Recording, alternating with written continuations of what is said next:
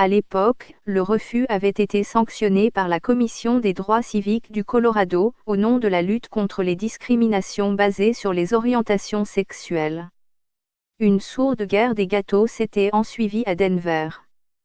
Une pâtissière avait ainsi été poursuivie dans la même ville par un client au motif qu'elle avait refusé de confectionner un gâteau en forme de Bible avec sur sa couverture la représentation de deux hommes en jeûne mariés barrés d'une croix accompagnée de la mention « L'homosexualité est un péché ». Elle avait proposé de vendre le gâteau sous la même apparence, sans la mention, mais en ajoutant les ingrédients permettant au client d'apposer la formule de son choix. La Commission des droits civiques avait absous la commerçante. Cette différence de traitement, pour des cas qui n'étaient pas rigoureusement identiques, a poussé Jack Phillips à saisir la Cour suprême du Colorado, qui a refusé de trancher le différend.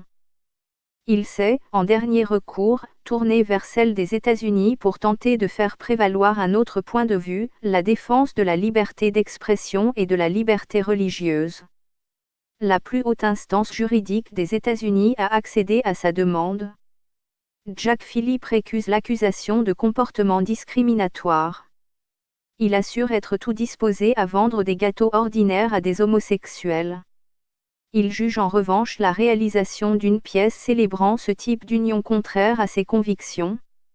Le pâtissier estime que la confection d'un tel gâteau relève en outre de la création artistique et que cette dernière ne saurait être placée sous la contrainte.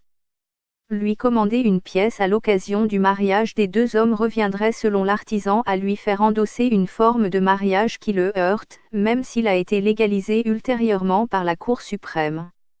Jésus était un charpentier, il n'aurait pas confectionné de lit pour cette union, ne cessait-il de répéter.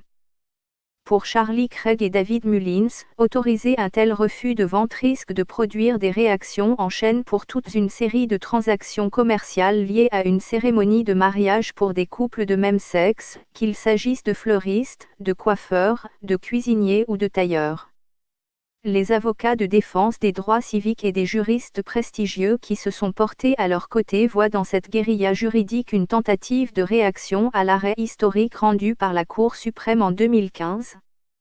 L'arbitrage entre liberté religieuse et lutte contre les discriminations a mis au jour dans ce cas des prises de position déroutantes. Le courant libertarien incarné notamment par le Cato Institute a pris position, avec l'administration de Donald Trump, une vingtaine d'États conservateurs et d'autres spécialistes du droit, aux côtés du pâtissier.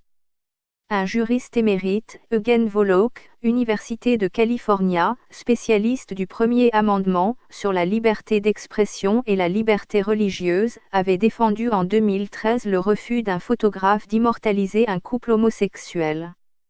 Il soutient aujourd'hui les clients et conduit.